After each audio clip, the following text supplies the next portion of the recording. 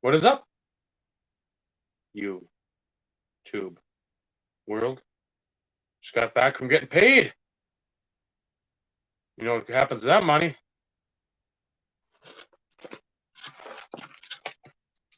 Cards. The measuring continues. 2023 fuckers. Steve, Benny, Dave. This is the Insert Revolution podcast, episode number 114. Even though 112 never aired. we had 112 was the Christmas one, I think. No. You sure? It's the one that you're on mute there, Vinny. It was 112. Go ahead, Steve. It was the one before the Christmas episode that we didn't have that you pushed to 12 of 2023, I think. So we'll have episode 112 next year. Yeah. This year. We're in 2023. At some point. It's the ultimate cliffhanger for folks, I guess. They'll just have to wait. It'll work out. Yeah. Well, one way or the other. We will wrap a bow tie on it That's in about 11 and a half months. Well, no, 11 and a week. Yeah, give or take. We'll make sure to set up solid. Oh, I love the setup and the lighting. Already. We're already going to do that now. Yeah, so we'll start with, because if Trista's watching, she she had a conundrum she faced over the weekend. We were watching the Packers game, and one of those stupid not Papa John's, Little Caesars commercials came on with Stafford.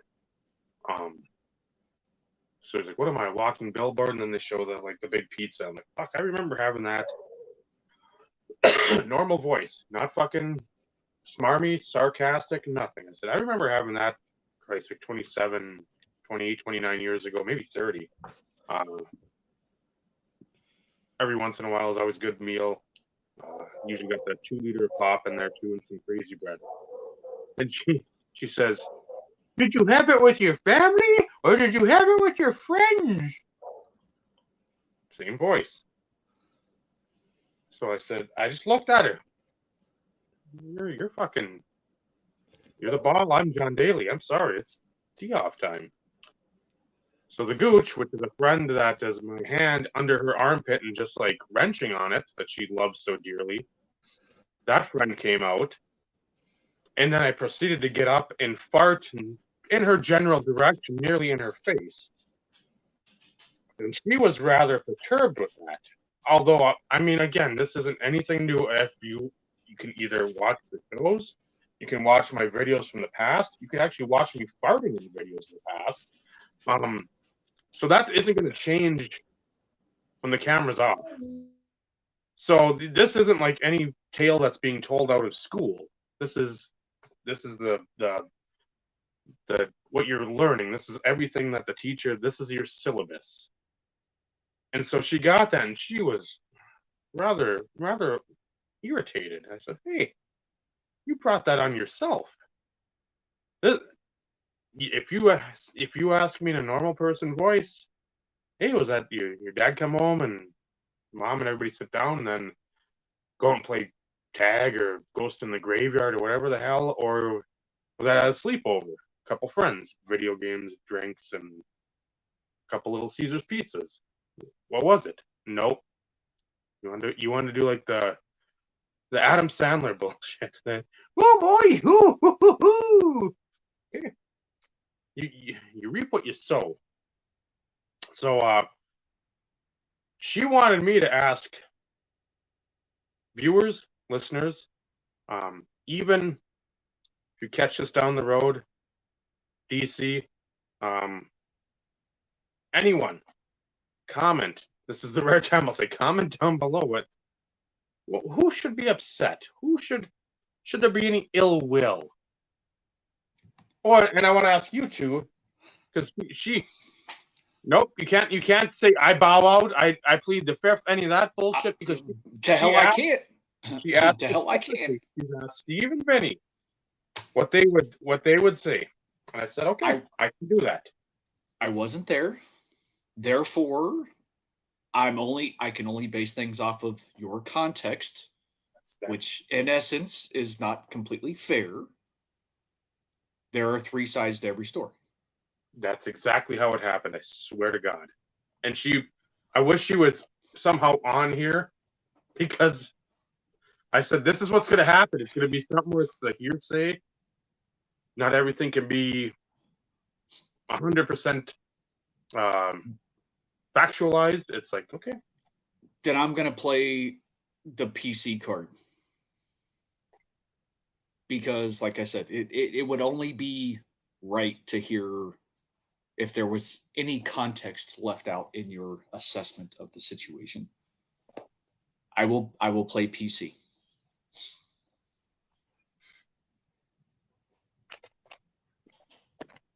It's okay for both of you to be upset.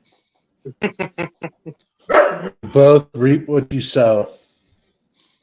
So, payback is a bitch. We've said it.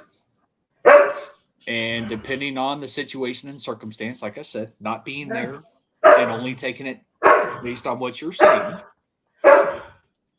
she brought it on herself. But at the same time, your retaliation may have been a little off base. So I'm going to play it safe and say you were both in the right to be in your feelings and be upset. I love you, Dave, but it's one of those in which it'd be different if we literally hung out in person and that type of mixed company and that type of stuff, then I may have had more to say. But we do this through video, we do this through chat like this, or through text message, that type of stuff. Yeah, we're close, but it's one of those, it's like, until you're sitting around the campfire in that sort of environment, it's hard to say who's right and wrong. And I hate to use the term right and wrong, because let's face it, we're typically, from the male perspective, we're always wrong. So yeah. Who's justified or more justified in their reaction or overreaction or whatever the case may be? I just wanted to get that out of the way, because that was something that she had very specifically said. You when Tuesday night rolls around, you ask those guys, you ask everybody that's chatting away, you ask them that. I said, okay, but say it the way everything happened. And I said, okay, why wouldn't I? I mean, it's not like I'm like, oh, I meekly came into the room and then she threw a fucking salmon at me and the fuck you cunt, and then weaved on me. I said, no, please, no. And it's like, no. Joe has a valid question though, because if deviled eggs were consumed, then maybe I'd have to lean more towards her side of the story, because I could only imagine what that would smell. That could be considered a war crime. So, no, it just was saying. We went out to dinner the night before.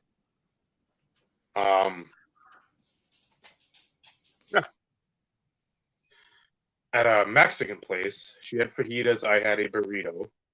So that was that. And then she cooked, what did we get? We had onion, like little onion not paddles, but almost like the bloomin' onion chips or whatever that you take off the thing. And then the hell else? Oh, the Hawaiian bread. Meatballs on top of them, because you just leave the bread as is, and then you dig out that thing, garlic, butter, parsley, and then you cook up the meatballs, put them in their marinara on mozzarella. So I had some of that, but not much because I'm still full pretty much from the night before. I took a nap, woke up probably 3:45-ish. So 2:15, 2:30 to 3:45, which is not a good nap for me. I need about 3 hours to really be considered anything worthwhile. But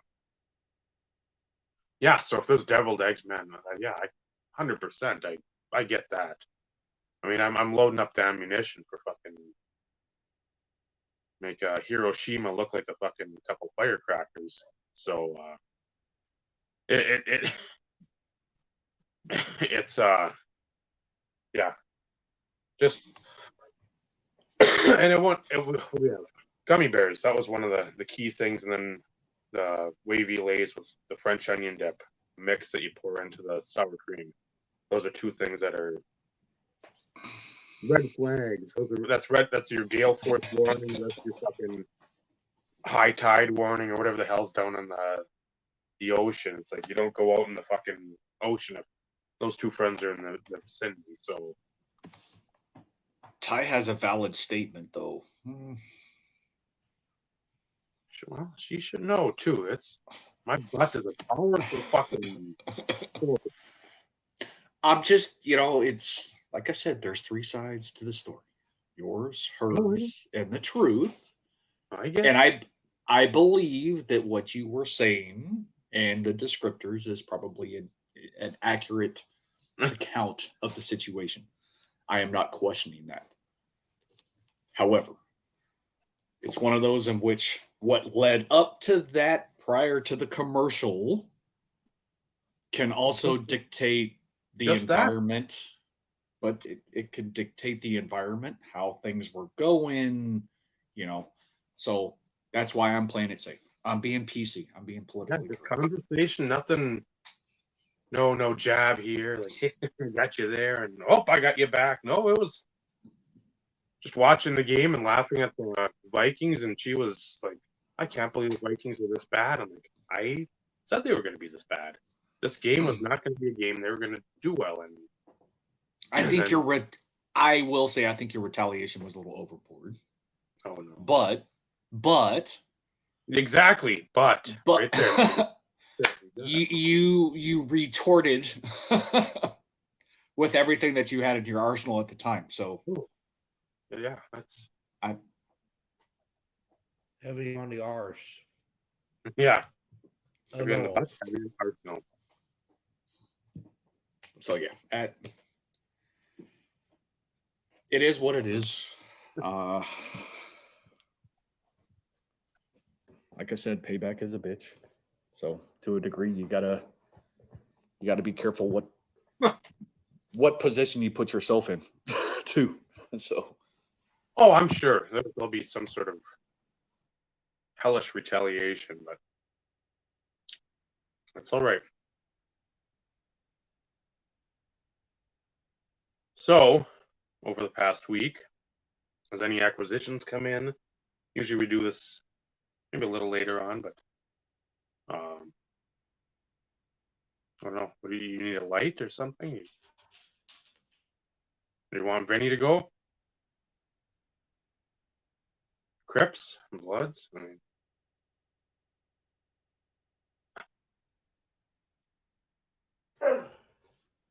I just let's picked shoot up one. Chupacabra. I got the first pickup of the year. It's en route. So I showed it to both of you guys today. The Pacific, the backdoor copy, but it'll do, pig. It'll do. So sticking with my goals. Yes, Ghost. Goals. That's what we're going to talk about. Goals. Your goals is to quit barking. See it. Goes quit barking. Amazing. Oh, a little help from the mute button. A lot of help from the mute button. Paul already throwing out Mambo number 5. Oh, Mamba number 5. I'm sorry. Let me quote it correctly. Mamba. And Eric, for context, there would be no divorce proceedings or hearing. They're not married.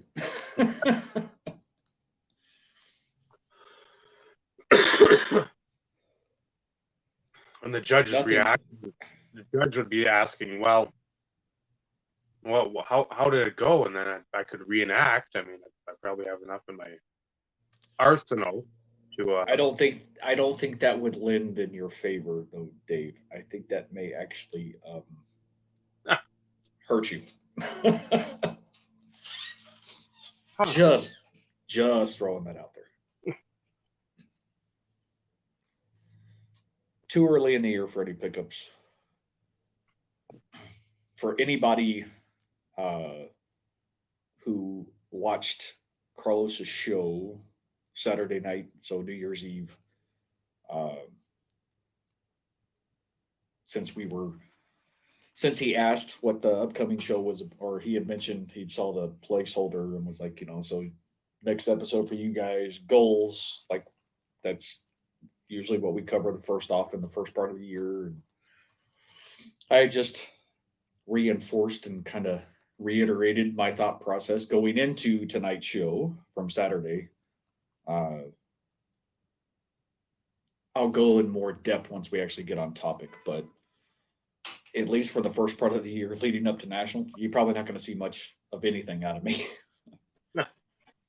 Because it's all about the National, and it's not just about, pickups for me at the National per se. It's also potentially looking for stuff to repay the generosity of certain individuals that will remain nameless.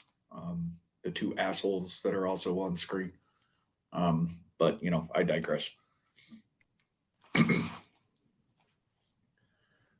Too late, Dave. You were already on screen. Huh. So you were a little bit late on your reaction there, my friend.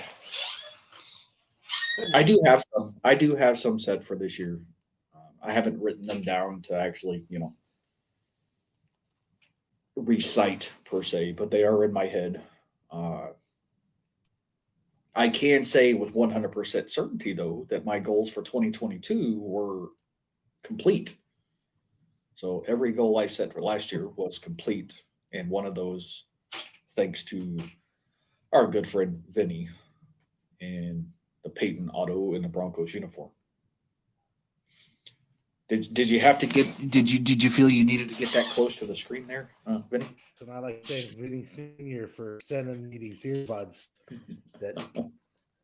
So we got the wife and I went and got him his first cell phone, and he's using it, so that's good. But he's been trying to listen to it with these, and he said, I just can't do it.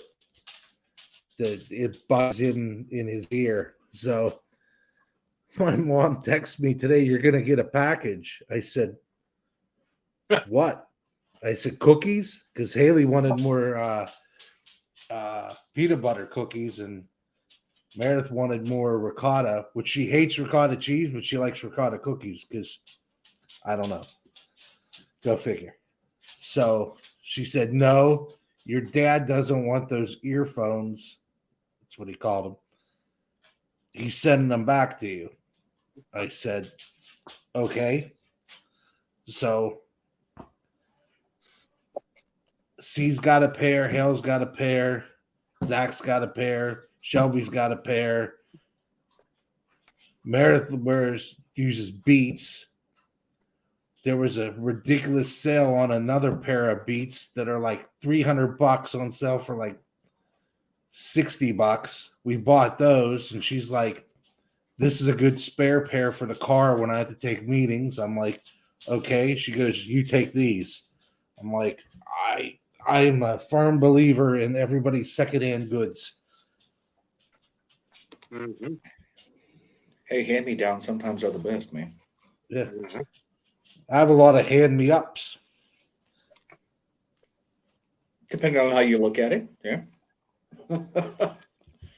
Well, my middle brother, gave my dad all these clothes that he didn't fit in. And My dad lost a bunch of weight. Now I'm wearing them and I'm losing weight. So maybe the clothes got some luck to them. So hopefully I back my fat butt back into another wardrobe. And I can send them your way. Fuck. I want So magic in other words, you're trying to back that ass up, Benny? Is that what Yeah. you're saying? Something like that. I'm trying to shut this dog up, but he ain't working well. Oh, buddy.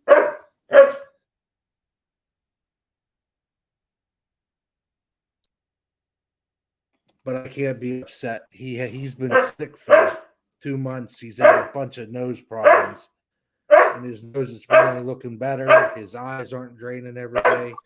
So, despite this, which the IRP is known to love, the parking wonderment the coast is,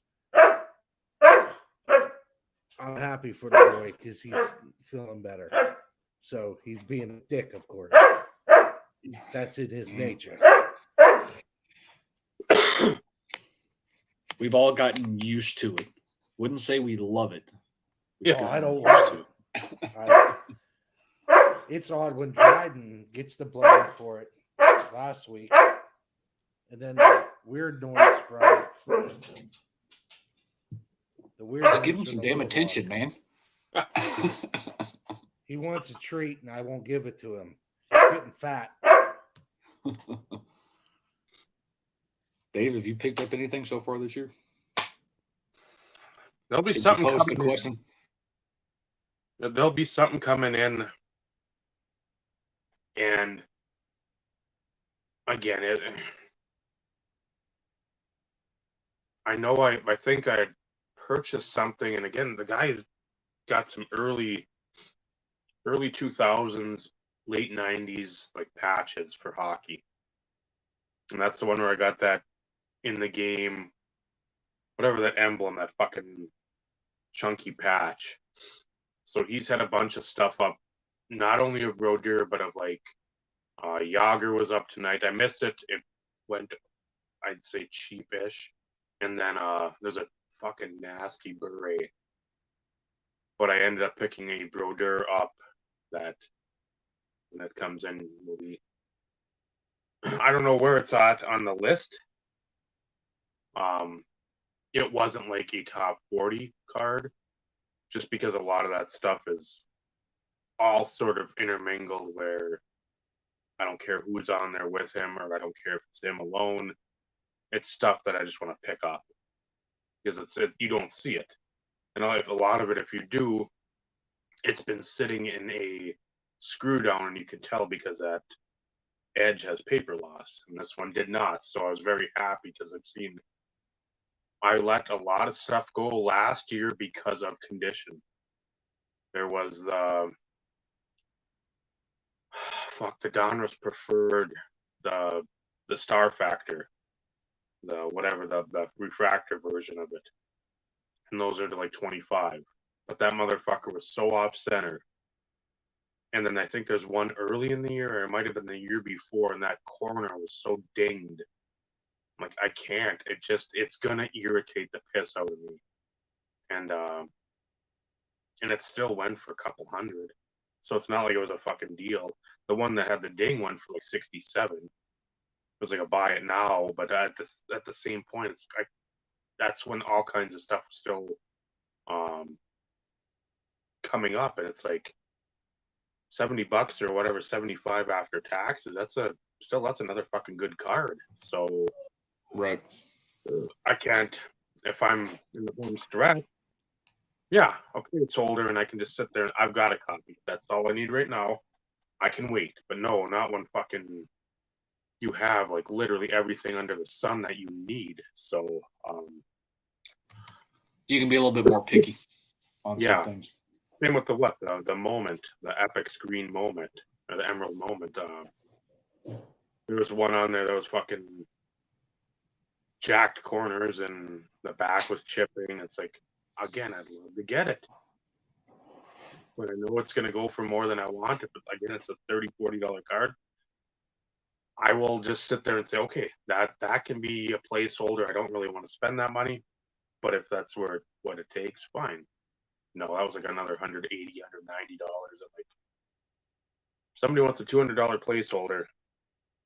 We had a lot more money and disposable incomes and money trees out back than I do, so I have to be picky. I can't sit there, and even if I want to sell cards, I still wouldn't sell a bunch just to get that. If it's a mint one, even if it's a 7, I'll say, okay, I know that's where we're at. But this would have graded a 4, maybe, just because it was so fucking beat up. It literally looked like a toddler was fondling it for like 2 weeks straight. So yeah, that would be tough. And I know we've talked about that in the past.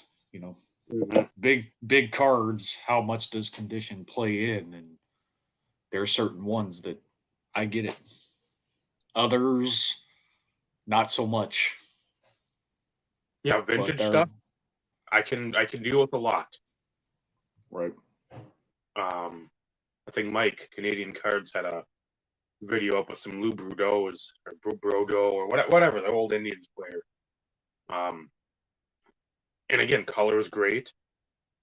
All the words were on the back of the, what's like a 48, I think, leaf. But again, it looked like there's a bend in the top left, and then some card loss in the bottom left. But everything else was great. And I'm like, that's, for me, that's a perfect card. If you got the bend right through the face, words are missing on the back, or there's a huge stain where you can't read the back, or something that the color is really faded, then the overall presentation of the card then comes into question. You're like, do I want to? Is this? If you're giving it to me, I'll take it. $10, right, whatever. If I've got to pay up for it because it's something that somebody out there says is good, no, I'll wait and spend my money. I work hard for it. Like some kind of copy that I can be like, okay, this works for me. That's where eye appeal comes into play in something like that. Mm-hmm. And for newer stuff, sometimes a ding corner, that type of stuff, really takes away from the eye appeal. Yeah. So, like I said, I get it in those situations, and you know, from the Brodeur perspective, you've been able to slay a lot of your top stuff. You know, the main once type situations. So you've kind of afforded yourself the liberty to be a little bit more picky in certain instances on some of them. And the other stuff, it's going to have to be some sort of dumb luck running into somebody that doesn't want what people are asking. The atomic refractor, I'm not going to pay $1,000 for it. If it was the mirror image, I would seriously consider that, because that would be one. Speaking of atomics, I didn't mean to interrupt you. 98 Bowman's Best on the Terrell Davis front. Mm-hmm. You know, I have my backdoor copy. I've had it for a long time. Mm-hmm. It's technically marked off the checklist. Mm-hmm. It's not serial numbered, but it's still marked off the checklist as a have. And I still watch them anytime they pop up, but I'm not paying $113. I'm not going to do it. Just not happening. So that is way overpriced. Way. Like by $60. And for something like that technically I still have, although not serial numbered, I no.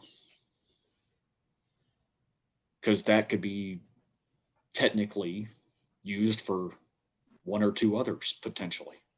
You just don't know. So, but I think that's the highest I've seen one go for. The last one I think I watched went for just over 100. So I mean, if that's what the market dictates, then I get it. But I'm patient enough to where I'll wait. It's not like it's numbered to 10 or 50 or 25. It's numbered to 100. There are more out there. Yeah, I think that night of all those Terrell Davises, the 24 karat and all the other stuff you had picked up. I think you had one then too, and that went for what, like $86, $90 that night. It was close to the $100 mark. Yeah. So it's, like I said, I get it to a degree if that's what the market's going to dictate on some things, but at the same time, it's not like an SPX Radiance. Yep. You know, those were a lot tougher of a pull than an Atomic. And I screwed the pooch and failed to bid on an SPX Radiance that sold for $30 because I'm a dumbass and I forgot about it. Not that I would have paid $30 because somebody else bid on it, but you get my point. Mm-hmm. So it's the priority aspect of where I put the priority on something I want to pick up, which of course will fall in line to the goals that I've actually set for 2023. So there's a method to my madness. And if I had my money tree, then it wouldn't have mattered. I would have paid whatever, but mine died years ago.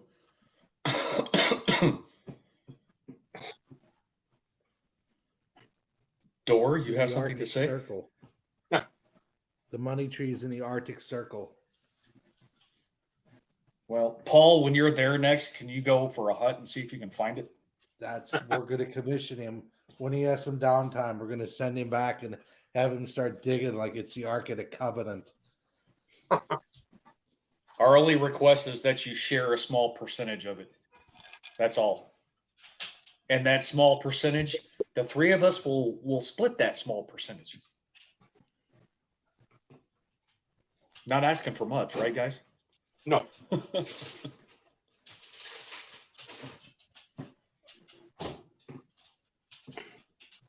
So yeah, go ahead, Dick.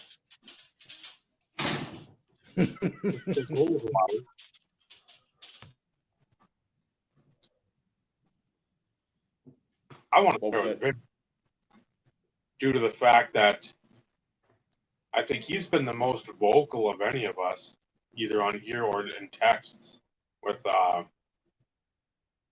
saying, "Man, I wish sort of dial it back a little bit. I didn't have X amount of this, X amount of that, step this, step that." So again, I guess if you want to say, or go through possibly, if you know them, what would be your 2022 goals, and how those came along, even if it's just a Cliff Notes version. And then, like, I don't even know.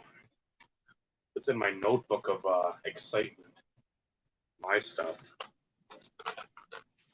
Oh yeah, because what was it? Oh, was it a show in November? Maybe that we did a brief recap of where we were for the year. For those that we set for 2022. Of course, we know freaking Vinny sat here for like 45 minutes going through all of his. So I like the notation of the Cliff Notes version.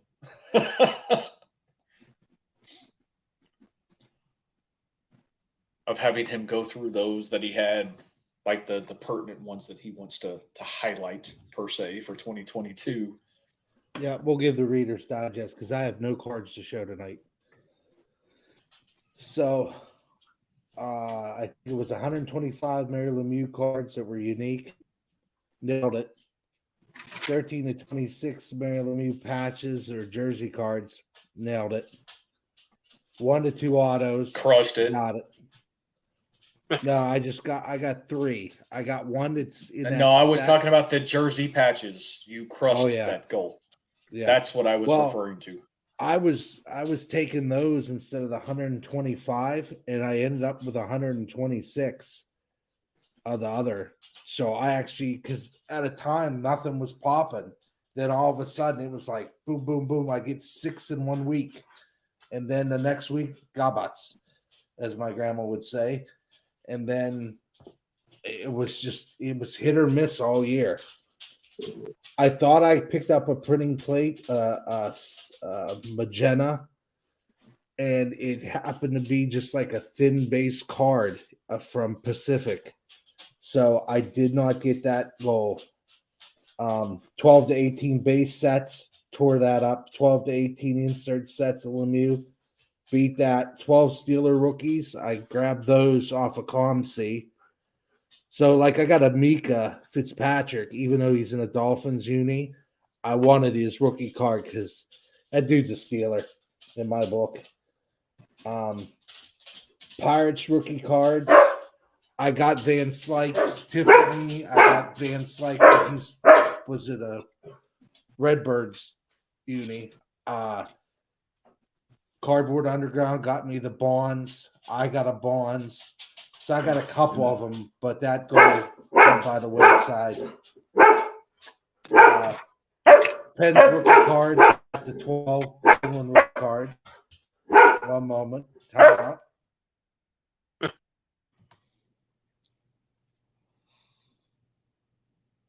Little overzealous this evening.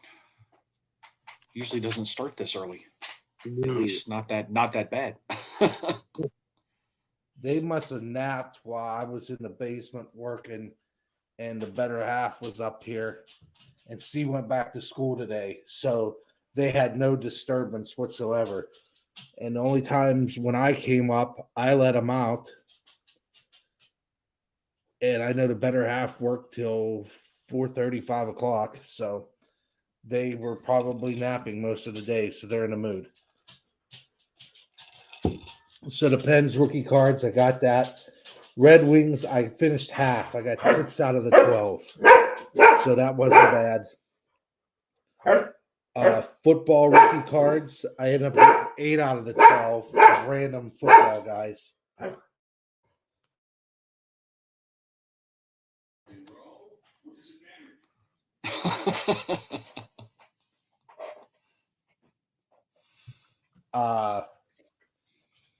Baseball rookies, I took care of 12 of those. Hockey rookies, I picked up some young guns that nobody saw. So I got like Brock Besser's young gun. I got Braden Point. I got who else did I get? I got some young guns. I got a lot of young guns. Even if they were cheap, they had a 99-cent young gun sale. This guy probably had 30 or 40 of them, 99 cents a piece, combined shipping. Every one you won after $2.95 was a quarter. So basically, they were $1.25, and I won like 30 of them. So I got like 30 young guns to put towards a really crazy goal that could happen in the future, where I go and I put together the whole young guns run, which is like a lofty goal, because I would need Sid. I would need Sid. I would need Ovi. I'd need McJesus. I would need Flower. I would need a lot of Bergeron. I would need Marchand. A lot of the big ones I would need. Dryden. Cuz. Whoopi. Come on. Let's chill out, guys. Van Slyke top run and the Cervelli tops run. Nailed those. And I also got, thanks to Cardboard Underground, I got my Van Slyke auto. I got a Cervelli auto, but it's in a Yankees uniform, but I only paid like $3 for it. So in theory, I got it. Plus, I got that Van Slyke refractor, which I was stoked about because, and then I found one like a week later for like a third of the price, and I messaged Bob Lewis, and he picked it up. So that was a win-win. Soccer, I wanted to get at least 12 cards. So I collect Luka Modric from Croatia since he's my boy. He's a midfielder. John Luigi Dollarama, he's a goalie. I think I've got a couple Allison Becker cards. Some of the guys that I like watching.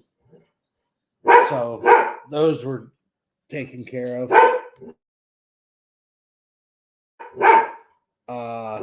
I finished no hockey sets, like a modern set from breaking, football and baseball. Didn't do any of them. So all those goals were pretty much shut and took us because I didn't get enough wax to rip. Yeah, it happens. Now, baseball, I could get some.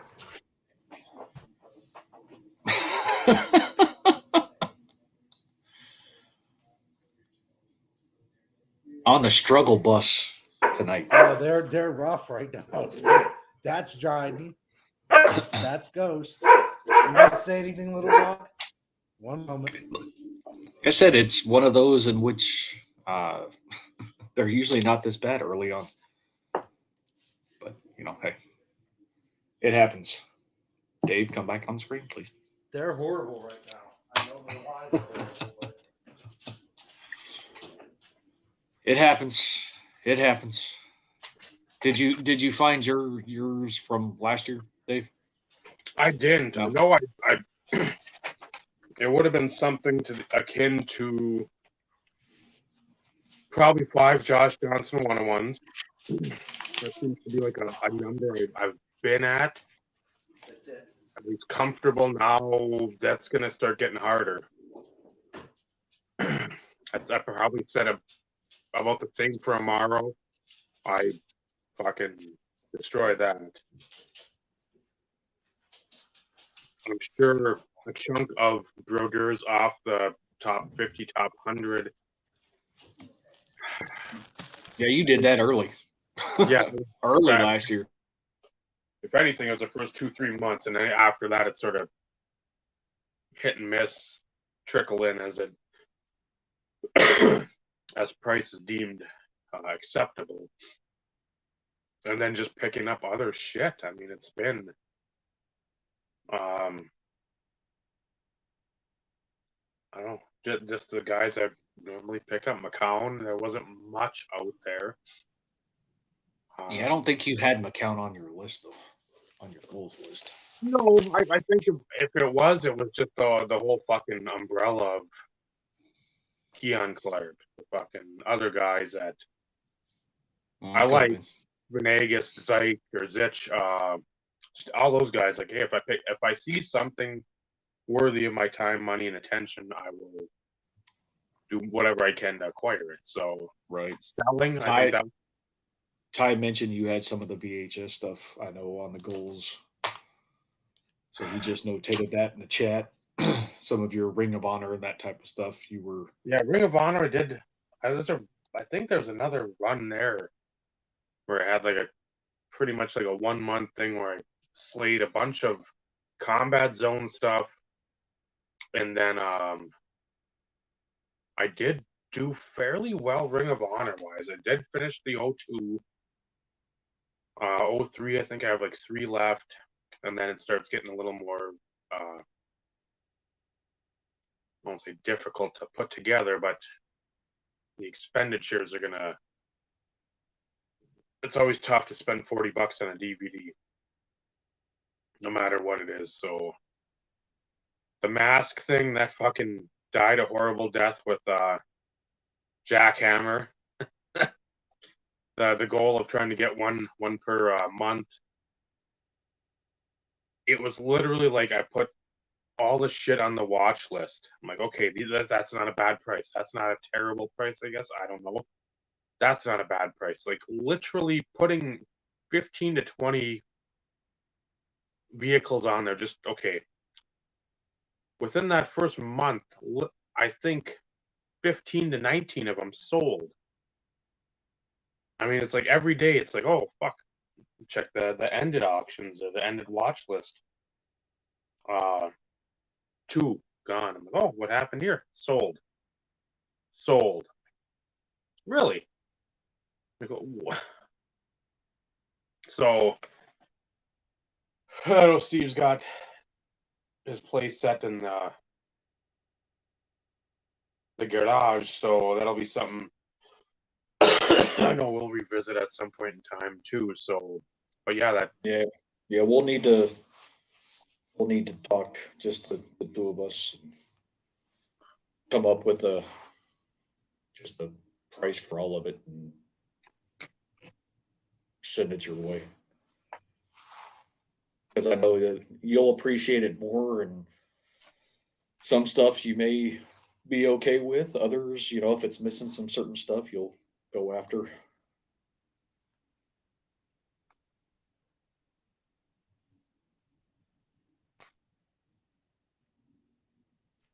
At the top, whatever. that's that magazine I talked about. Color pictures. And this one, it's got top 10 insert singles. So the Griffey game jersey, the Griffey refractor, passing the torch, Big Hurt, the A-Rod Leaf extended signature auto, 96 mirror gold, Griffey Andrew Jones extended signature, A-Rod mirror gold, Jeter signature series 96, 96 chrome refractor, Griffey, and then 95 Bowman's best refractor, Jeter. And then it goes back to 96 Topps Chrome Caminiti. Whenever it doesn't even say like back when, but it's a taking a look back.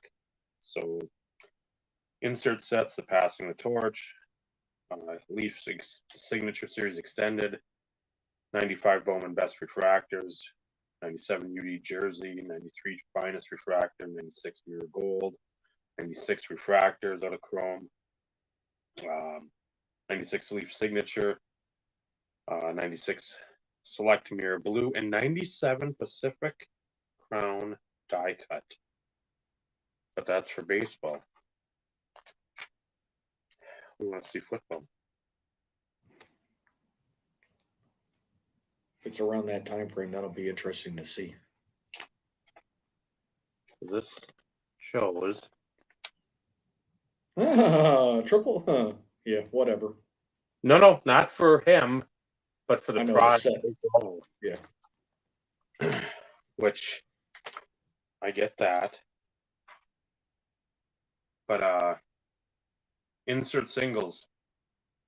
Merino game jersey, Montana, Laser View Rice, Rice game jersey, Favre 94 refractor, Bledsoe inscriptions auto for auto Laser View, then the Steve Young one, the 95 finest refractor of Favre, 96 SP, SPX Force Merino auto, and then it's a very apropos. This is I remember when a certain person on TV showed these cards off. 96 Edge Advantage, Game Ball, Brett Favre. So, yeah, there's, and again,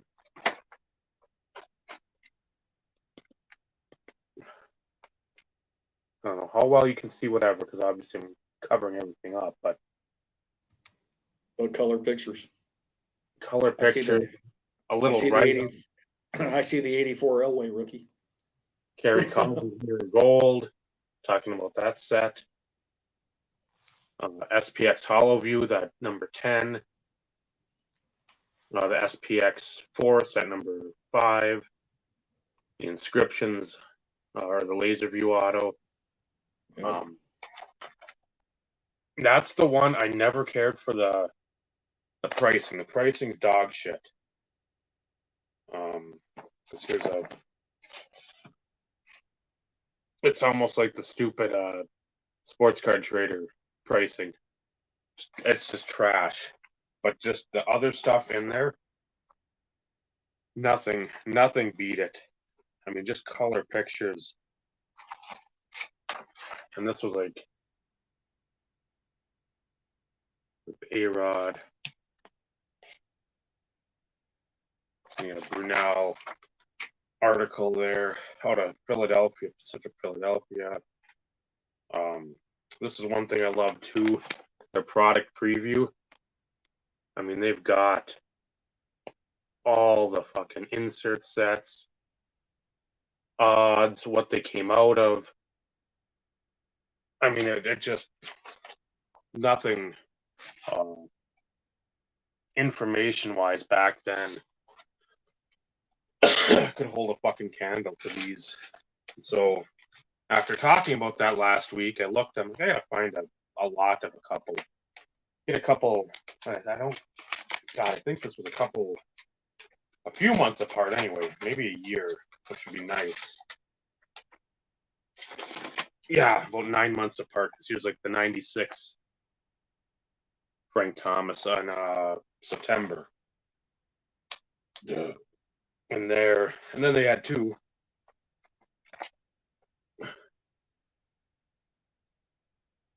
All the vintage shit. So baseball, and then below hockey, basketball, football.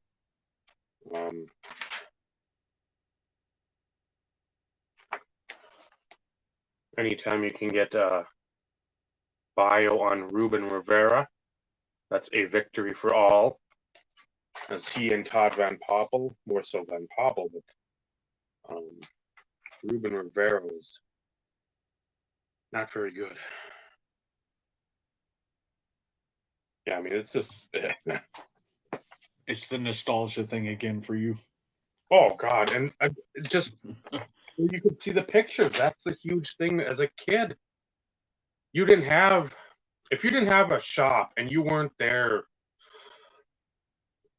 all the time, but you had people in your clan, your inner circle, as it were, of like card rippers, you weren't going to see like everything getting pulled. You'd see, okay, there's an elite out of like '96 Donruss baseball, or the head-to-head where it was sort of like the interleague shit. But it's like you didn't see any '93 refractors. You saw '94, but '93, good luck. The SP hollow view die cuts, good luck. I mean, you saw the hollow views because they weren't a terribly, terribly tough card to get, but the fucking die cuts, you just didn't see them. Yeah, I saw them in '95 only because a few times I saw '95 SP being broken. Football, Yep. That is. I saw a few, but they weren't easy. No, I never pulled one. No. The only reason I have one, and it's Elway, if I'm not mistaken, it came from Tom Hudson Fan 15 in a care package like years ago. Mm-hmm. Yeah, but, the '94 ones you never saw. Yeah, well, to me, they were. I think the ratio was a lot harder in '94 than what it was in '95. I think they kind of reduced the ratio a little bit. Mm. I could be wrong, but then again, I wasn't opening any '94 really at that point in time either. So, of course, we went off on a tangent. Oh, we don't ever do things like that. No, but I think DC, he had mentioned to me, I think, the message on Instagram. Like, what the hell's that? Magazine. Yeah, so DC, if you see this at any point in time, there it is. Again, I just ignore the pricing completely and flip through the first, 60, 70 pages. It's a lot of fun articles. Some ads, go back and kick yourself over. Like, wow, if we were, it's not like we're fucking living in Beverly Hills, but if we were where we are today, then seeing some of those prices, it's like, Yeah, hindsight's 2020. well, also some of that stuff is stupid at price too. I mean, it came down in the 2000s, where that was the time to probably snag a few of these things. The Griffey Mirror Gold, they've got a booking for 2,400. So, and again, nowadays I don't know the Griffey market, but I know that's a fucking top card, so that's probably well past that mark. I would say if you get a couple guys going where we could reach 5 figures. So again, It could be. But of course, back in the 90s, to see $2,400 on anything, there wasn't many comic cards. that's the Are thing. you conducting the symphony there, Vinny, of the dogs barking?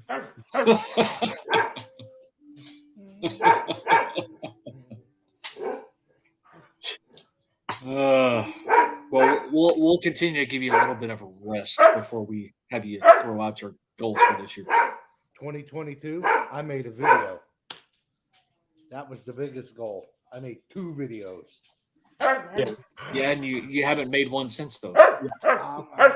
I've been a little tied up, so I found Ed's package. I texted him the other day. I'm like, haha, look what I found in the dungeon. So I gotta open that one up. Let's see, maybe this weekend. So video 3 coming up. Take advantage of the marketing too. Soapbox Extend. Yeah, I did it in the Pokemon video that we were trying to do. That better half just said, dude, you know how many times you said and and C was just like a blathering idiot the whole time, and so was I. She goes, that was not Tutu's best work. It was not good. You were overthinking it, and that's what I've told you. It's one of those in which your first few videos, they're going to suck. They are going to be terrible. It all becomes a comfort level of what you figure out what works. Because over time, it does get easier to where it just kind of, hell, I've been making videos for what, 11 years, 12 years now? And there's times in which I'll start one and then it's like, oh yeah, that was terrible. Stop, delete, take 2.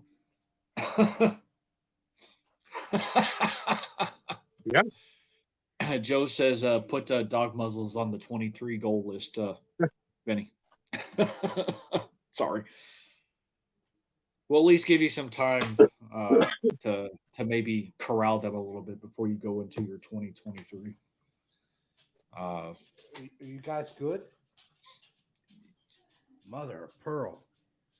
But like I said, it's hard to get mad at Ghosty because, like I said, face was swollen up, and I was worried about him here for a little while.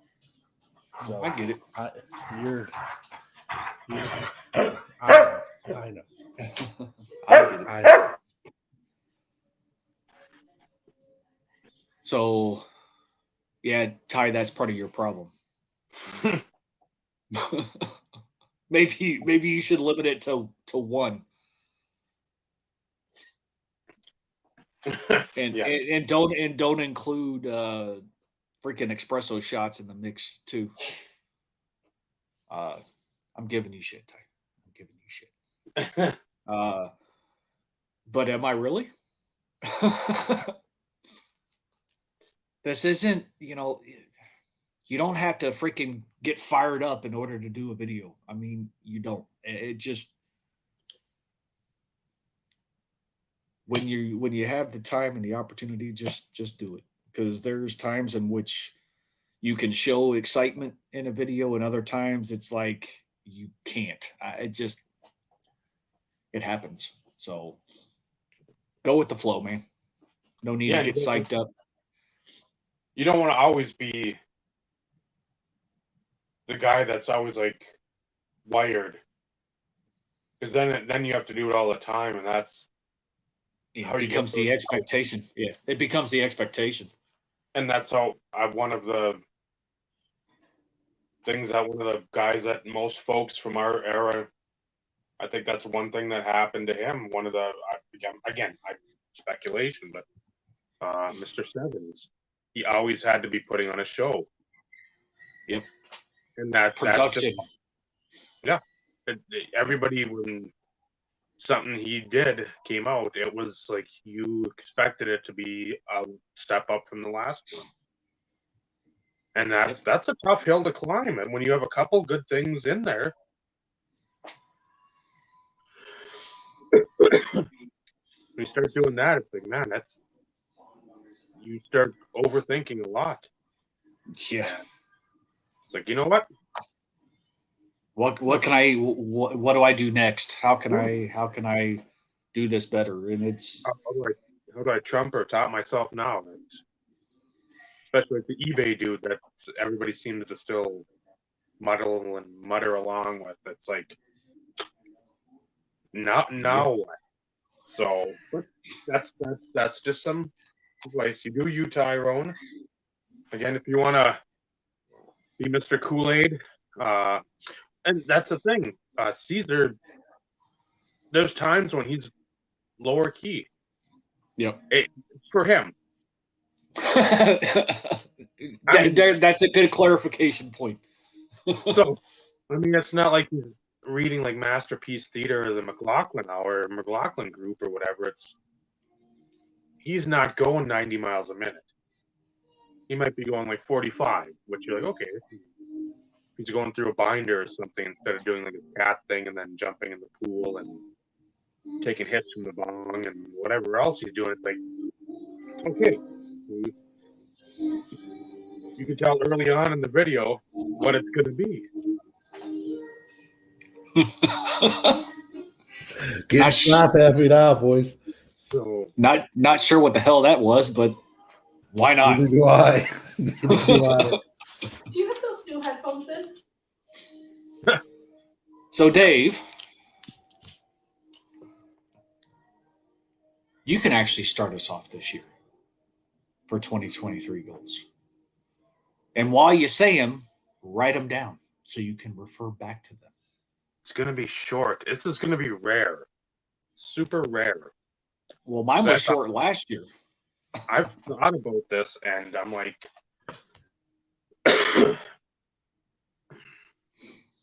very easy. Rare Josh Johnsons. I'm going to try to pick them up. Anything 25 or less. So nothing new then. I'm not going to have like a number that I'm like, I want to get 5. You're not going to set a number. That's wise.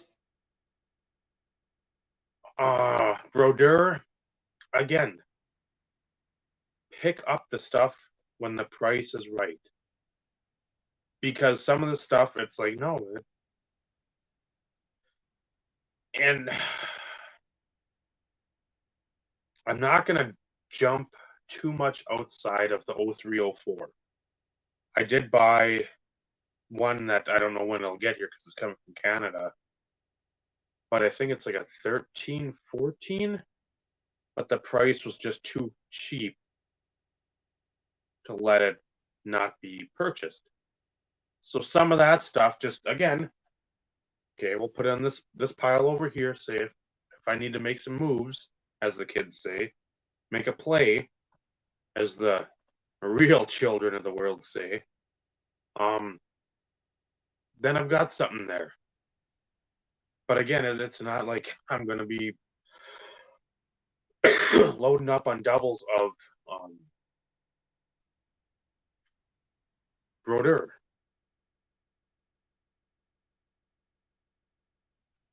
Amaro, there's not really going to be anything. I know what I need, and I know I missed out on a booklet, NT 101, that I bid strong. I bid 110, and I still lost. So that's one that I'm like, that's not coming home. So I'm not going to bid higher, and I don't want to bid that high. Raheem, I've got my list in here of like the top 25 that I want, but again, as they come to me, it's not Price has got to be right for what you're Yeah. comfortable with. I Which mean, I get. from pretty much the middle of August, end of August till end of October, I fucking hammered a massive amount of his shit. And it's not just like a couple refractors and like some numbered stuff. It's upper echelon fucking inserts for the basketball community. So, and I got something to him coming in too that I got at a dumb price. Where again, if the price is right, I hate to be like Bob Barker, but that's gonna be the key. We're gonna start dancing around that price area where it's over what I really feel comfortable or what I really feel the card is worth. Don't care about the market value. I care about what I think it's worth. So that's gonna be a big key.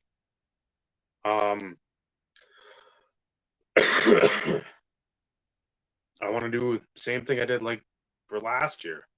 Pick up shit through the year for Christmas where people are going to get fucking spinning back fisted like Anderson Silva again. That's something that I enjoy. It makes my Christmas time at least have a moment of fun. I don't want to fucking get shit. I never do. I don't care because I've told anyone that listens, the whole fucking year is basically Christmas through eBay or other sites. It's like I go to the fucking post office today. There's like 6-7 packages. The clerk's like, "Oh, Christmas came late for you, or it's starting again." I'm like, you know what? I keep you guys in business. So I want to finish the riff tracks run. Mystery Science is pretty much done. That might have been a goal for last year.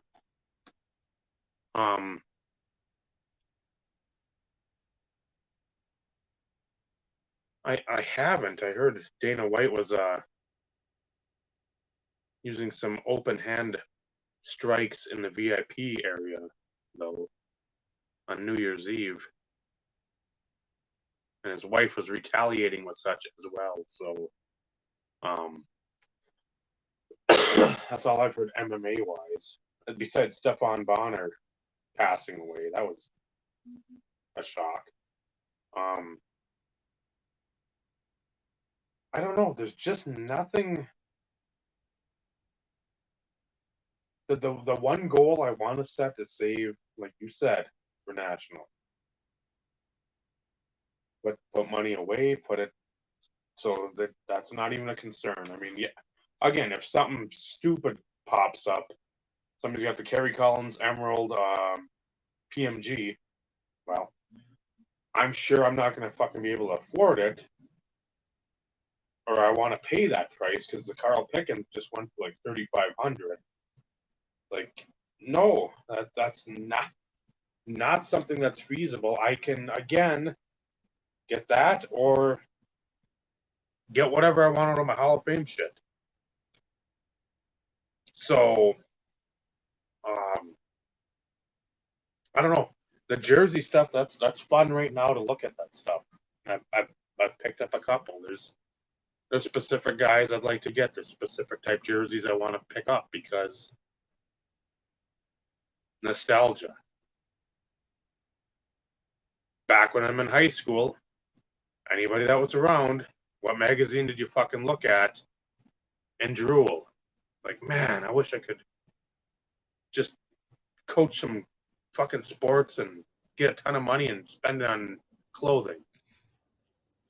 Would that be East Bay? That is correct. Which did its final magazine, I think this month or last month, which crushes. We grew up on that, man. That was the most fucking excitement you had besides the SI swimsuit issue coming in the mail back then. So there's going to be stuff I'll pick up. And there might not be cards because I picked up 2 or 3 jerseys that I really like. Just because, again, Duncan. I fucking love Tim Duncan. I can pick his shit up. If it's the Mitchell and Ness stuff, the one I'm wearing tonight, that I know how much they retail for because that stuff I was like, I'll never buy this fucker brand new. Ever. That's stupid. If I can get it for 1/10 of the price now, yes. And yes. More like Cindy Crawford. I think she was back early 90s, and I remember her being.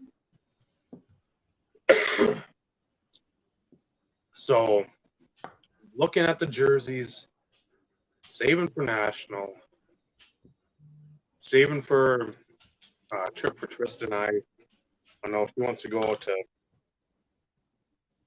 Zion or Moab. I do too, but I'm dull. I could go in fucking Missouri and Arkansas and Oklahoma and look at all these old towns and dilapidated fucking buildings, and I could be as happy as a pig in shit. I mean, it wouldn't matter. But I know she'd get bored with that very quickly because I'm old and I'm fucking old fashioned. That stuff interests me. What was here? What the hell happened to it? Why did it happen? Why was this town prosperous 70 years ago? What fucking turn? What industry turned away its fucking doors or shut its doors and left? What? Tell me. Again, love to go to Moab and Zion too. That's not fucking like, oh god, that's boring. I don't want to do that. That's on the list too. But I mean, it's just travel, moments, the same thing. That was the thing I know I remember last year, make more moments or more memories with events, fucking shit like that. So I think we did well with that. Yeah, you did quite a few. So yeah, the Elton, the Oilers game, Sam Hunt, Michael's wedding.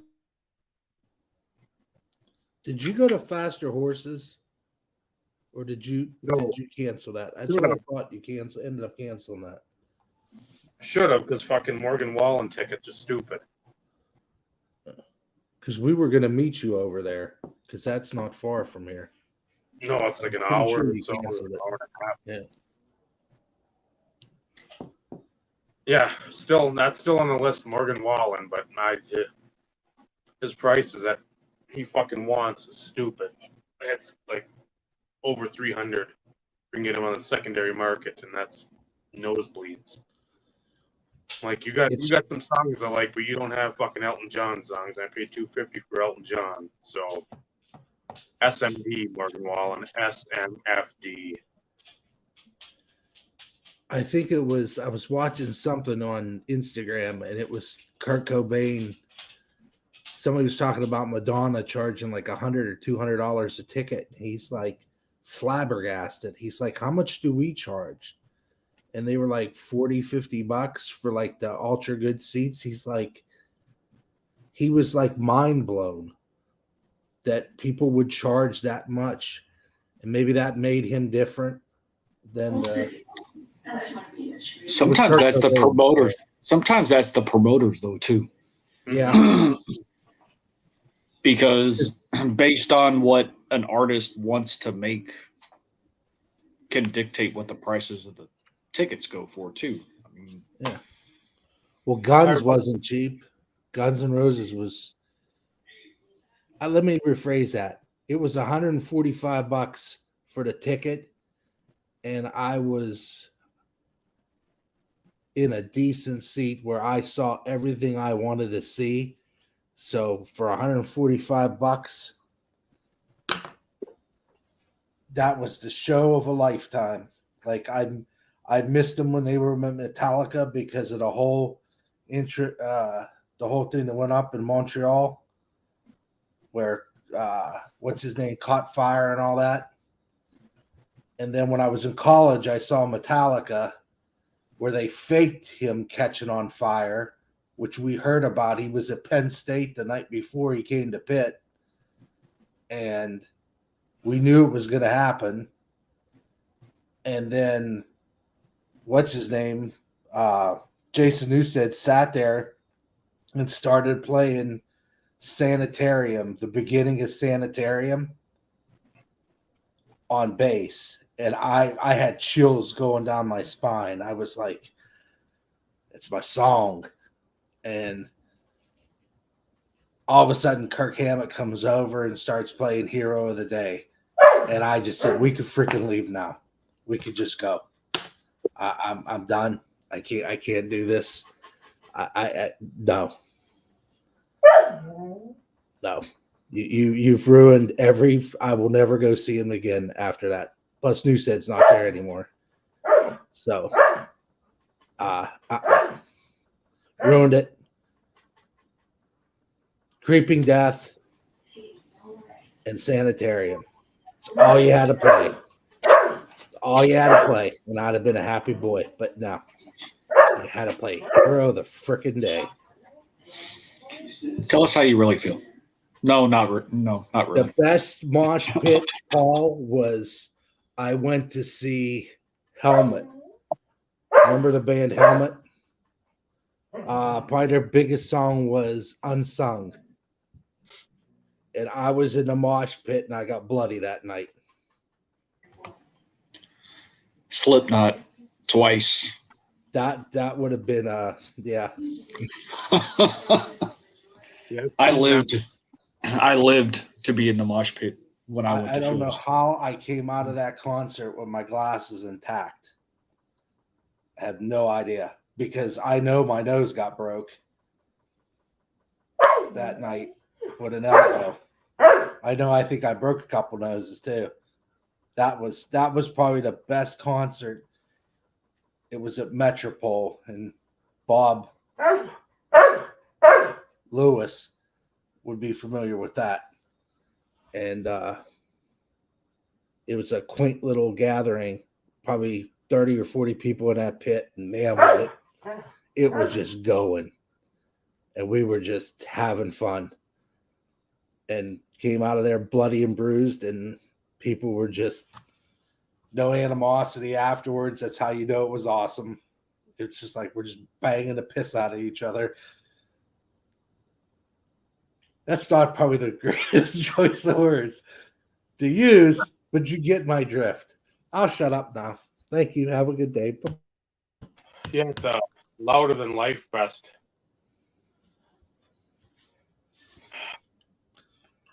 I mean, there was like always dueling, because I mean, you got the two stages, the huge stages.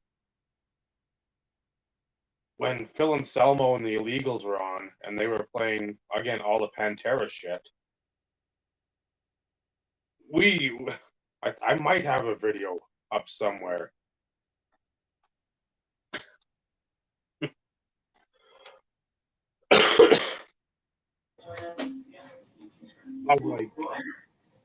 I'm right there. Again, it starts. I don't want to be in it because I'm fucking. This is what 3.5 years ago. I don't want. I'm old. I ain't fucking built for this shit anymore. I'm built for it, but I don't want to fucking be in it. And they were going, and then it started going like behind us too, and I'm like, oh man, this ain't good. This is fucking bad news. All I really want to hear is Walk. That's all I want to fucking hear. That's all I want to hear. And then it's like, I'm like, oh god, I don't want to get in here because I'm gonna fucking get amped. It's fucking Rob Van Dam. This is ECW, motherfuckers. I'm getting jacked. My brother's like, you gonna go in? I'm like, I don't want to because I'm gonna fucking break my glasses. That'll be the best part. I don't need to look like Urkel. Fuck that. So that was probably the best one. I mean, they were just fucking smashing, and not like a super fast, violent circle like you see. I mean, it's just like the constant, like the whirling and twirling, and that's, you know, you got a good pit then. But we were up closer for like not the one time we saw him. Was it 21? I think 2021 in September when they were down in Iowa. And my brother's like, I want to fucking go there for that, their whatever the 20-year anniversary. I don't think it was Iowa, but it was something. Their second album, and he's like, I want to go there. Let's go. So we were far in the back, but I mean, you didn't see like people just like thrashing. I think you'd see that more at like the punk shows and the fucking like underground shit. Nothing that's like super mainstream anymore. Again, could be wrong, but yeah, that's music is fun. We've talked about music for a long time before too. Yes, we have.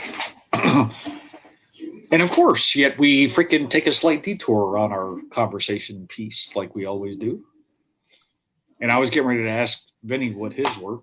Oh, and he's back, so he can actually answer. I'm mobile with the earpieces. Number one goal: organization. I need Organization. Yes. Okay. I need to organize something fierce. A lot of organizing to do. That is the number one goal for this year. Number two, the dog muzzles are getting close to being number two, man. I'm telling you. Mud on. Please. Go see your mother. Please.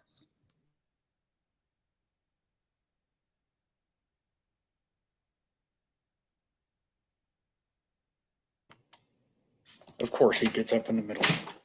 That would be one for me too. I'd love to. I did a lot. The Josh Johnson stuff. I got everything singled up or whatever. So that helps. Because otherwise you're sitting there going through the fucking boxes. Now it's only five of the 2-row gradeds. It's all the singular Josh Johnsons. So Continue, Vinny. 52 unique Mary Lemieux cards. I'm not going crazy this year. 52? How'd you come up with that freaking number? Mickey One Mantle. a week? Yeah. One a week? One a week. Okay. It's like, you know what? I'm to the point now where there are so many cards that I wouldn't mind doubles, triples, quadruples, quintuples of. And I if I see them, I'll get them. Because I'm like Dave. I want them all. But no, there will never be an Old Yeller episode. No, I will guarantee that. They can annoy me. I will go before them.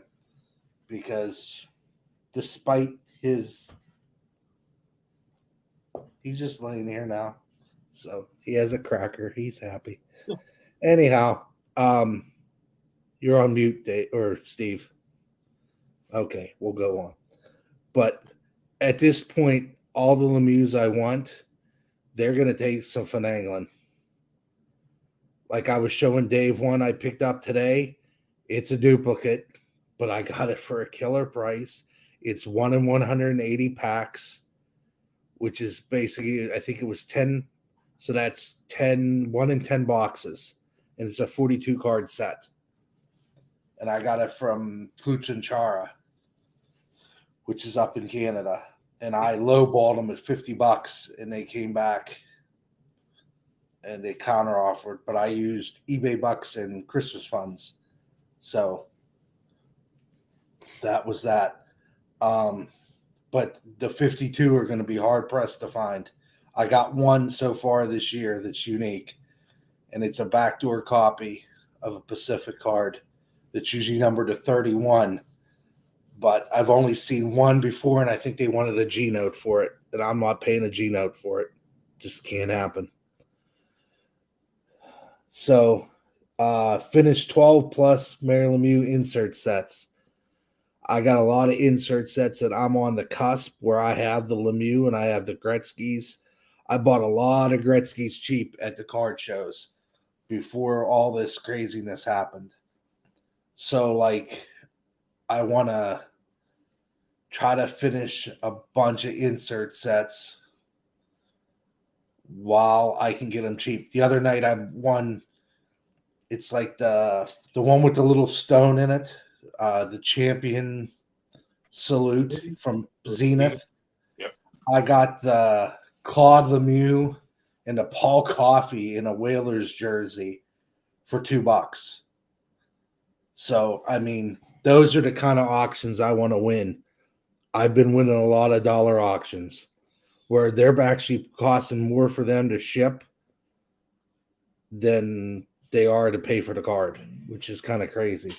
But it's 81 cents for the PWE. Finished 12 base parallel sets. I really want to get done the 96, 97 metal set, the base set.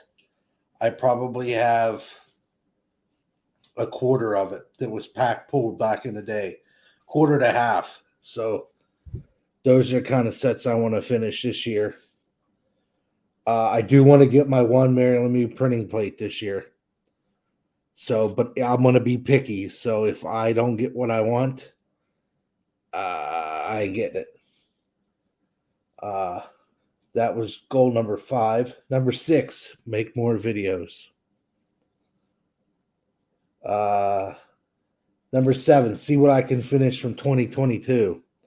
So try to get the rest of those cards that I didn't get from last year and button those up.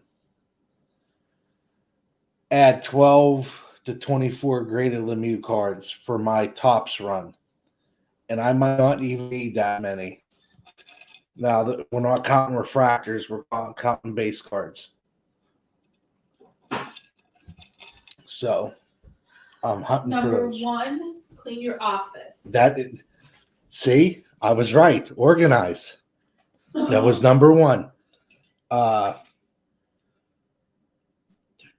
Number 9, unique overall count. I want to, by the end of the year, actually have that unique and overall count of how many I have, which is something that we've all talked about. Everybody's said I have this many unique. Well, I want to put it on paper. So Number 11, have one hell of a bonfire. that's a possibility too. Actually, I didn't write number 11.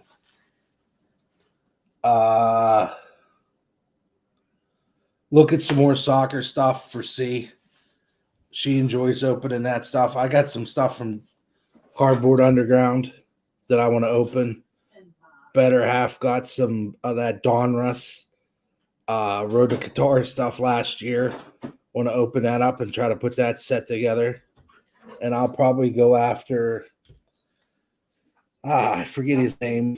I'll look it up now. He's the goalie for Croatia that C really liked. Dominic. I'll go after him. The donkey. Not Dominic the Donkey. That's Dave's favorite. Oh.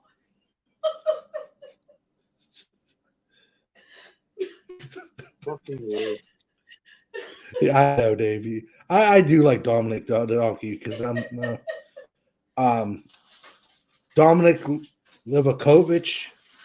He's the goalie from Croatia. So she's got really into the World Cup this year. So she likes goalies. She's a goalie. She got to play goalie at practice the whole time tonight. I know you're both sitting down. So She's also been asked to play goalie only on a team. huh?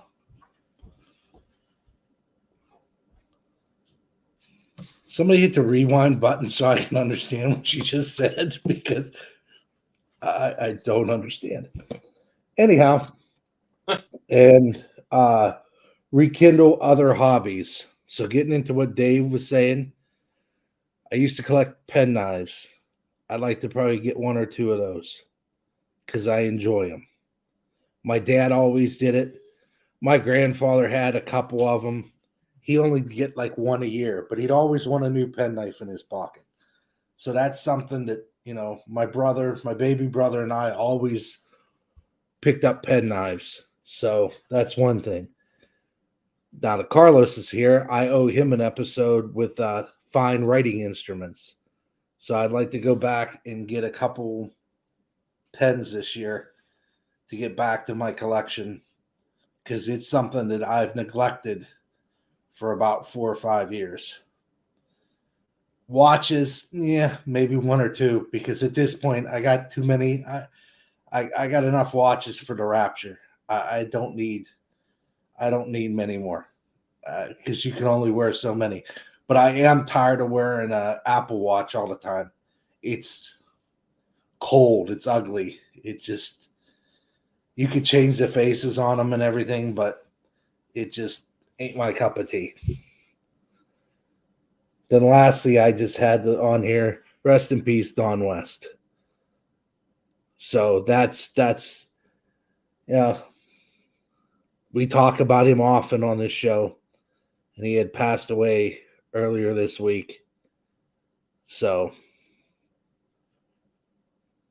yeah,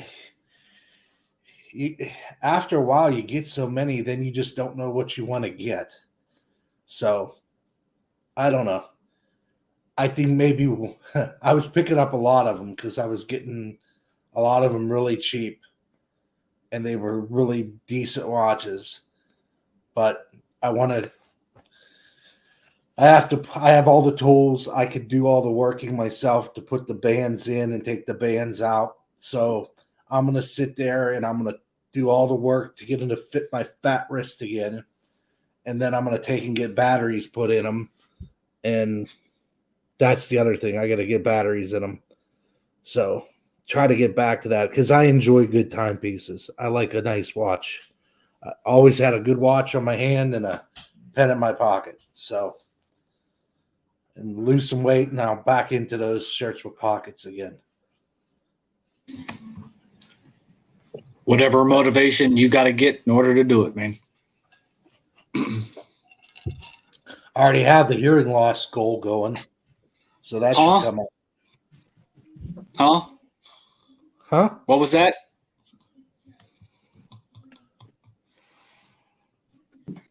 Yes. You good?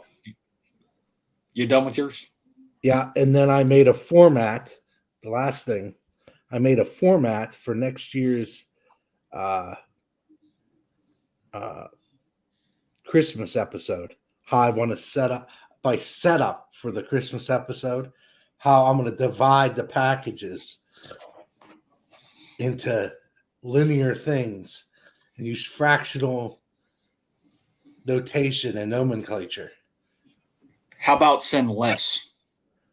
I had this conversation with Cardboard Underground the last 2 days, so he thinks I should be hitting ahead for my action plan. But after after what he sent me, it's hard not to sit there and be like, I need to devise. This is true, Carlos. I keep thinking it's 2022. I gotta get used to 23. I haven't written it wrong yet, but talking about it, it still feels odd. I get it. Making notations on updating orders today. That one's for you, Dave. I was struggling to make sure I was putting 23 on my notes. Yeah, I did that today when I was writing I got a brand new notebook. Every year I start a new one. And today I wrote 1/3/23. So I started the year off right. Well, mine are going to be a lot more boring because, like Dave in his low number Josh Johnson stuff, I'm not going to put a number on anything, but it's going to be anything. It's going to be hyper focused. Playing days, number to 100 or less. I want to focus on trying to knock some of those off because there's still quite a few of them out there. Still to this day. And the reason why I'm not putting a count on it is because I may only come across one or two. You just don't know. I'd like to actually finish 95. I think I'm down to like 14 cards.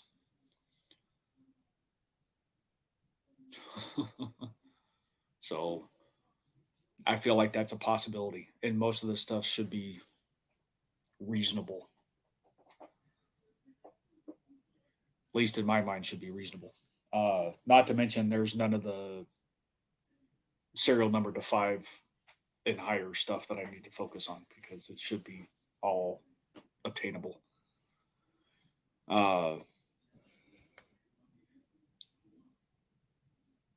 Probably should have been number 1 or the first one that I said. Organization. It is key. I have stacks of stuff from like the last, I think, 3 years that I still need to integrate. But before I integrate, I still have to make the video of the collection. So can't very well start integrating until that's done too, which would then also require me to get my working checklist updated. I started on it, but I still have a ways to go. So outside of that, that's pretty much it. I need to get more hyper focused. I need to get the TD stuff organized and consolidated and validated to where when I send the updated revised spreadsheet to a few of you guys, it's 100% good to go. That's going to take a lot of work because the TD collection spans 5 3,200 count boxes right now, and it's probably going to have to move into a 6th, which is crazy if you think about it.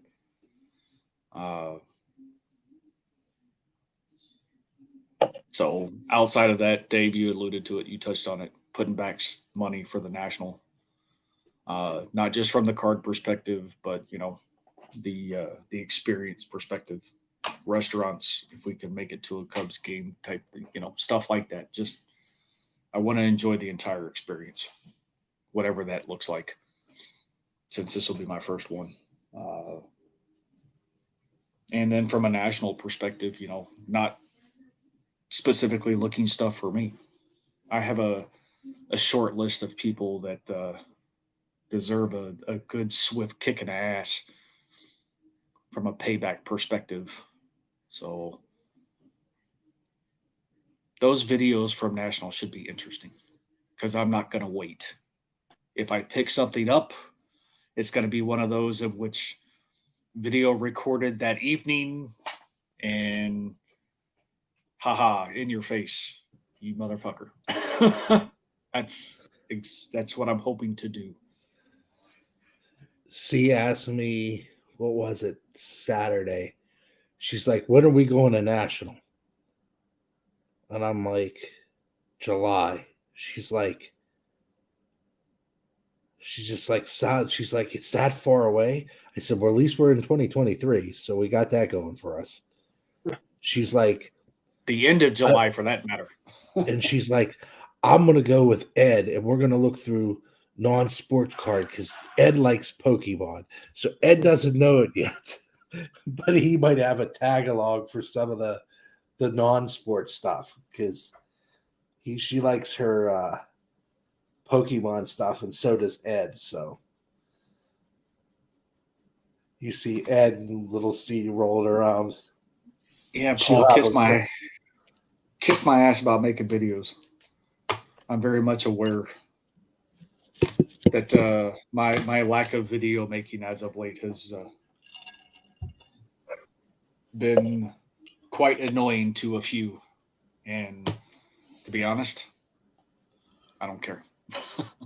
Most of the stuff, anyways, you guys see it here in the first place. So you guys see it here first.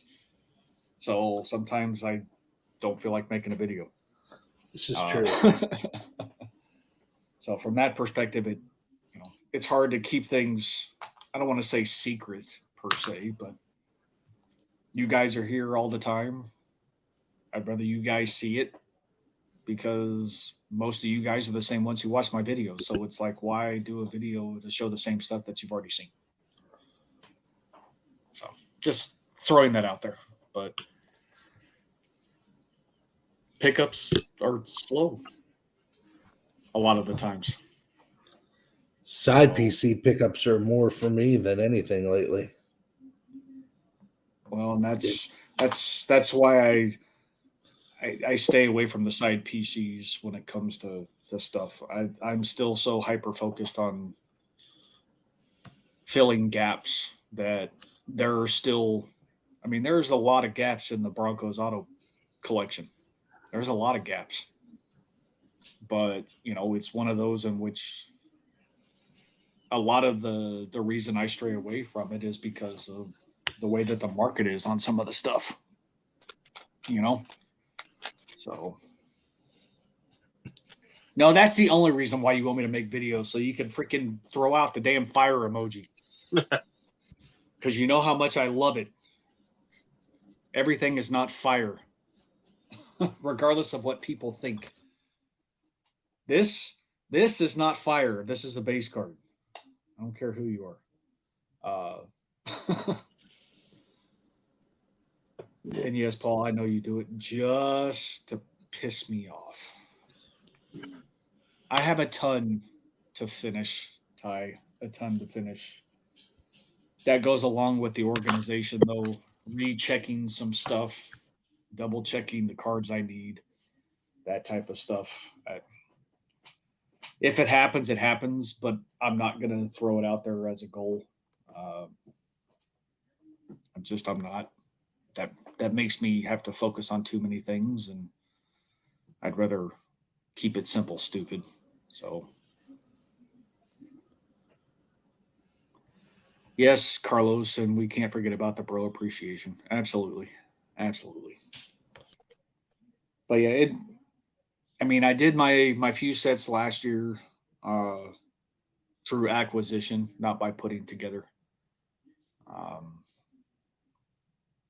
But from an organization perspective, I have enough stuff in certain situations that I've never bothered to see if I have a complete set or not, that I may be able to put some together. It's just, it has to get organized.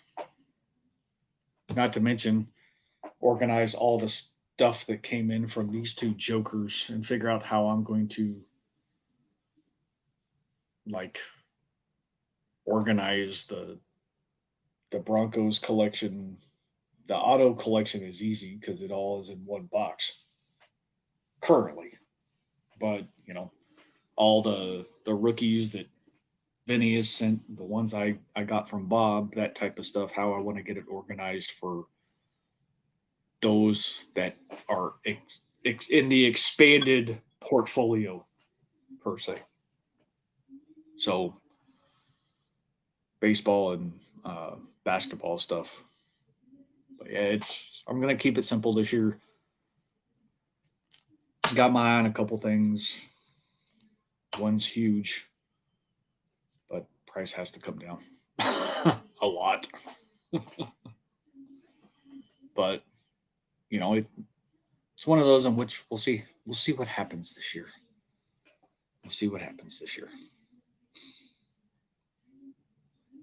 But yeah, not as in depth as the two of you per se. So yeah, those are mine. More wax. Well, it's more obtainable nowadays This is true. small quantities, but it's still obtainable.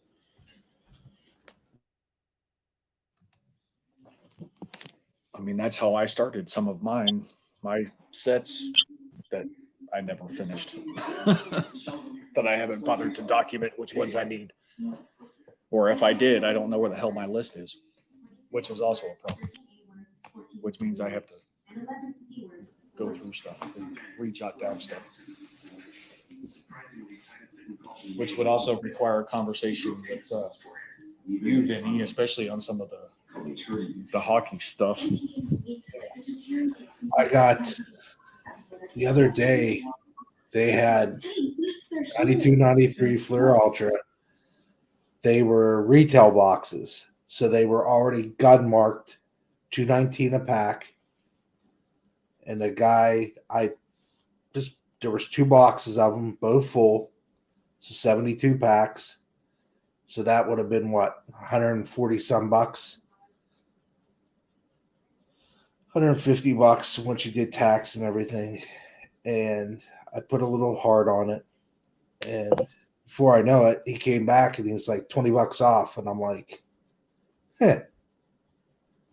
So I picked those up because that's like the catcher in the rye. When I have a chance to get those, to rip those, I'm going to put that set together. And whatever I have extra, I will be given to Joe because we're going to put those sets together. I just got to get some Series 2 somewhere.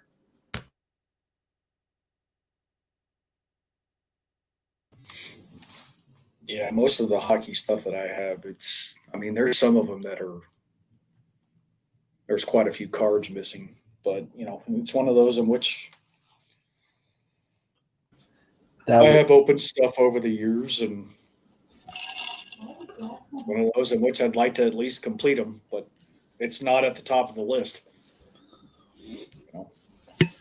Organization is important, but it takes a lot of work to go back through a 5,000 count box and go through each individual one and re-jot down the cards that you're missing, making sure that you have the year and the set right.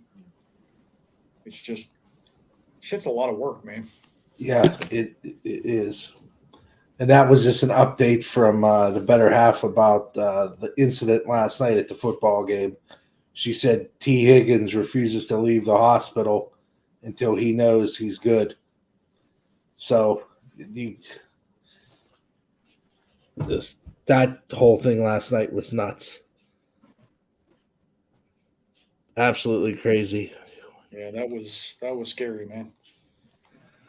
I have not gotten there yet, Ty. I'm working on last year's 21-22 set because if you're just going after young guns and you're ripping wax, don't buy blasters, don't buy megas, don't buy tins. Buy the retail boxes once they drop.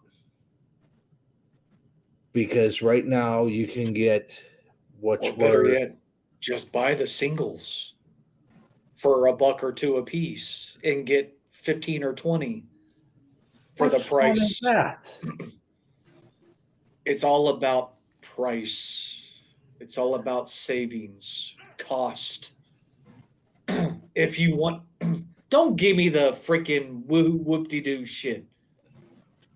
I know. If it obviously you have a money tree then because you're okay with freaking paying 40 or 50 bucks for a retail box, 35, whatever, and getting 6 or 7 per box when you need 50 for each series.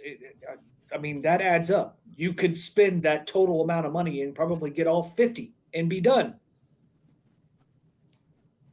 Don't give me the timeout either. Soapbox extend for me. This is my time, damn it. Retract that son gun. No, I'm not going to. See, I'm going to get you. You're going to get me one day, and my old man's going to call me. That's going to be a goal for 2023. Get Vinny to at least cuss once. Take it from somebody. 2021. Take it from somebody who. That's the only thing they wanted to do. Open product, put a set together, which included the rookies, which, depending on the product that you busted, dictates the amount of product that you have to open. Topps Chrome. I'm not done yet. Topps Chrome. $600 a case. It takes a case to put a set together. Yeah, it's nice. You get the inserts and the refractors and the autographs and all this other kind of great, wonderful, fantastic. I could have bought the set for like $80 at its peak. And I did that for years. So what do I do now? I'm not done. Yeah. I'm getting ready to put you on perma-mute. So take that into consideration. I get the fun and the enjoyability.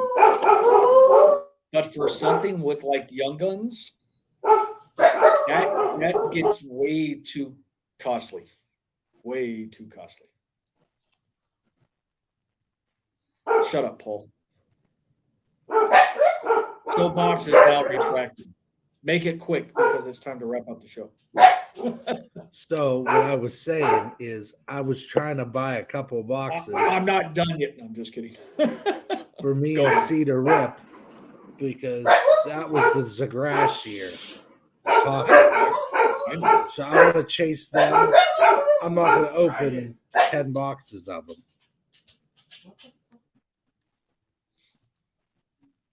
Yeah, that would get extremely pricey. Not to mention all the potential dupes that you would get. You'd have to That's open 9 retail boxes to get 54 without any duplicates. So that's And 9 boxes. And we know how bad correlation is on some shit these days. That's a big one.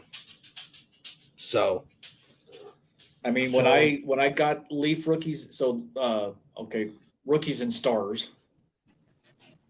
I don't even know. I guess it's now Panini rookies and stars, even though it's still Leaf rookies and stars in my mind. I bought the 5 hangers or whatever it was. And based on the number of rookies that you got per hanger, I'm like, okay, well, that should be 3/4 of the rookie set on the high side. I didn't even get half because correlation was garbage. Not saying it's the same for Upper Deck because it's different manufacturer, but still, it's like that sucks. But no, I get it. I know it's all about one to open it with C. I like to bust your chops from time to time because you like to do the same to me. this is true. The thing about it is a case of that when it comes out. So there's 20 boxes in a retail case. So you're talking what? Close to $2,000, $1,500. When you could get a half a case for $350, that's a pretty good deal. If you could get a couple boxes at that price to $35, it's not a bad deal to chase at least maybe 18 of them and see what you get. Because one per blaster, you're at $40 for 2 blasters. A tin's almost $30. You might get 2 out of a tin. A mega, you might get 2, and that's 40 some bucks. So if you get a retail box between 35 and 40, then you're good. It's the more economical way. So we'll see how prices decline. And now with extended, you're going from 100 Young Guns a year. The past 2 years, you got 150. Then you have your Young Guns that are in SP Authentic, like the Jig Gensel. It's in the Authentic. But are you going to count those as the Young Guns or not? Well, it's not. It's technically not Upper Deck Young Guns. It's Young Guns and SP Authentic, although that the look and feel is the same. Yeah, and it's Upper Deck, but it's the exact same design. It's just. I know, and that's what I was saying. It's one of those in which, depending on how you look at it, if you're actually going for just straight Upper Deck Young Guns, then stick with that unless you want to expand. And like Gensel's rookies is rookie year. So it's not even like it's his rookie card. And then like Rust, I'd like to get a young gun of Rust, but he doesn't have one because the only thing rookie card he has is his Future Watch, which is an auto. So, and they're not cheap. But I have, I think, one Future Watch that I got in an auction that was like 3 cards, and I ended up paying like, no, I think I have 2 of them. I have a Patrick Hornquist that played for the Penguins. I got his Future Watch for $3.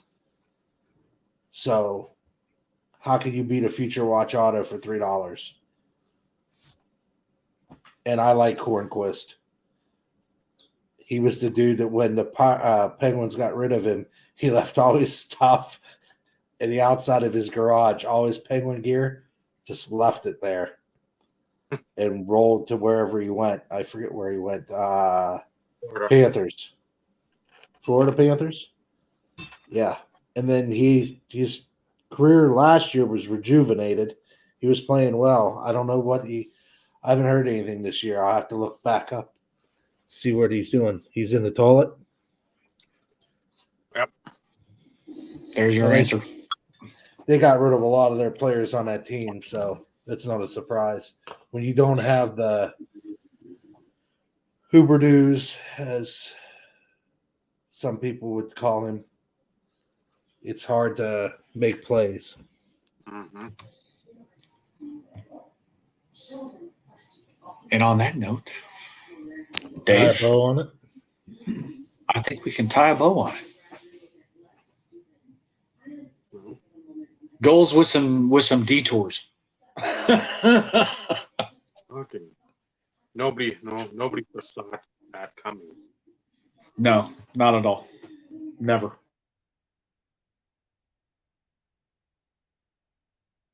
So thank you all jumping in. You got any goals? Let us know. Then make your own video too. I know I'll probably make one just because, again, I've said it before, it holds you accountable and holds you, hey, what was I thinking at the beginning of the year? That can change. So I'll recite what I recited here, and hopefully in short order, so it'll be like a 5-7 minute video, something like that, and it'll be done with it. But yeah, it's always good to have that down, and that way, guess what? It's something to look back on, and that I accomplished those goals.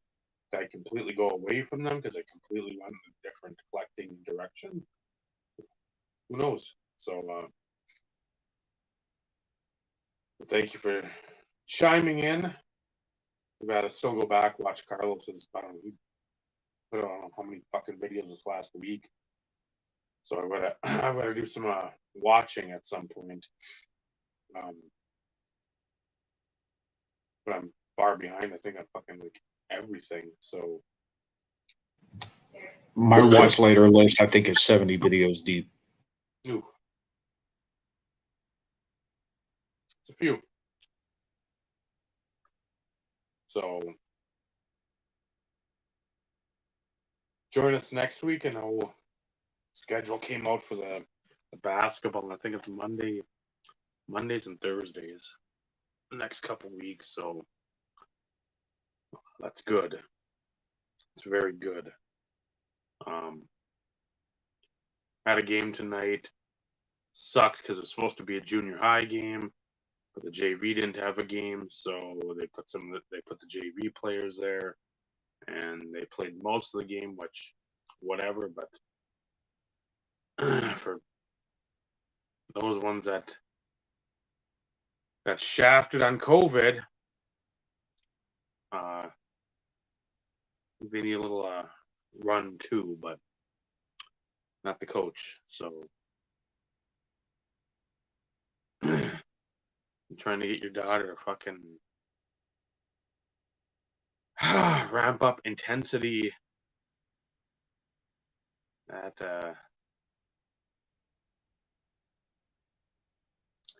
it's impossible, and it's not fun to watch when you know better things can be in store if you just do a couple things that you've said to do a million times, and it's not anything that takes a specific skill set or any kind of insane practice.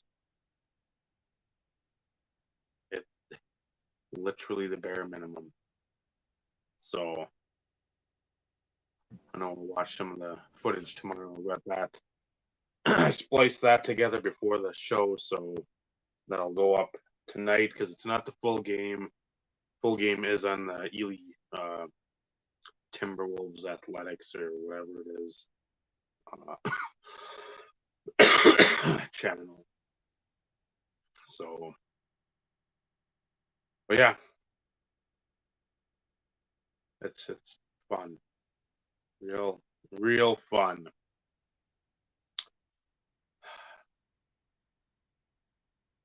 With Steve, with Rennie, I'm Dave.